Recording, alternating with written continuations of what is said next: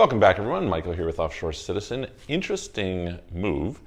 The EU has agreed to, or kind of suggested, they have to actually approve it still, but has more or less said they're going to invoke a special directive from 2001 called the Temporary Protection Directive.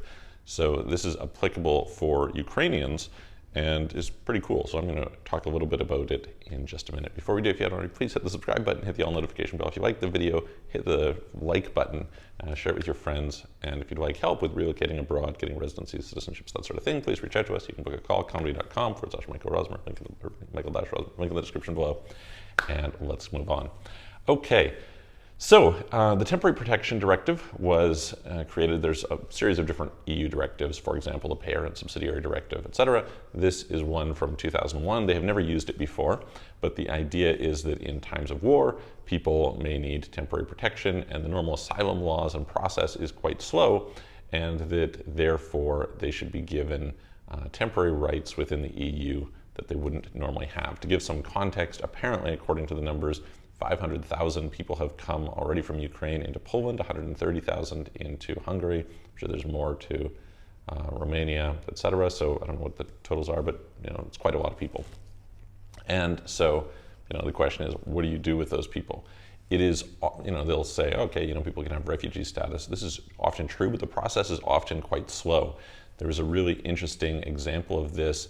If you look at what's happening in Syria, you might have remembered there was a story about boats sinking in the Mediterranean, dead bodies washing up on the shore of Italy.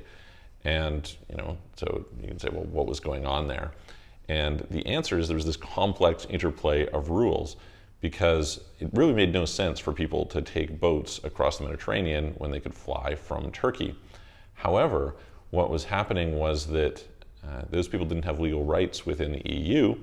They did as refugees, but to establish refugee status would take like 10 months.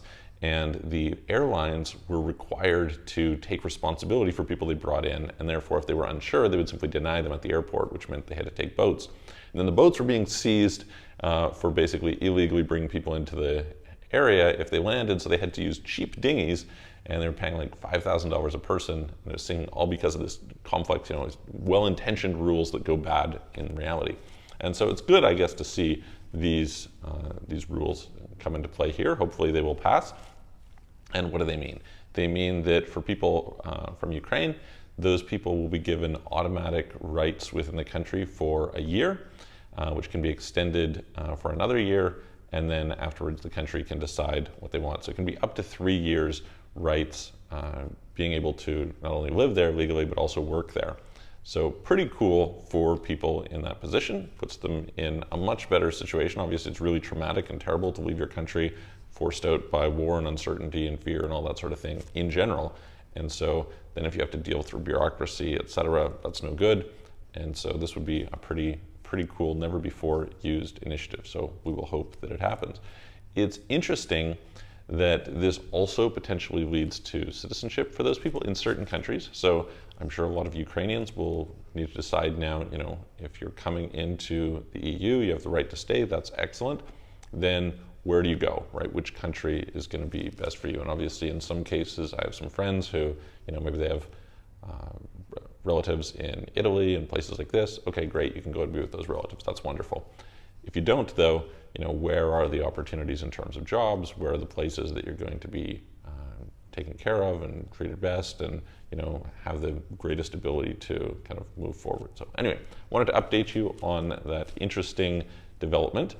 It clearly doesn't have a lot of applicability to kind of the normal things that we do here because it's a very abnormal circumstance, but it's great for if you have relatives who are from Ukraine or in a tough situation, you can let them know that this might be good for them.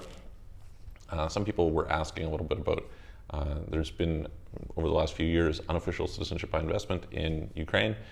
In general, what I've noticed is that there's a lot of restrictions on providing citizenships, unofficial and official in general. Right now, there have been during COVID broadly, but right now especially there's a lot of restrictions on that. And so I wouldn't expect to see a lot of major opportunities for people in those areas. It'll be basically like, okay, whatever you have is what you have, and you're going to work with it accordingly. Obviously, there's a whole other thing where people may be interested in getting Turkish citizenship or citizenship in one of the Caribbean islands or something like that to give themselves some alternative, but most of these are not available. So anyway, let me know if you have any questions, put them in the comments below, and I will look forward to seeing you on the next video.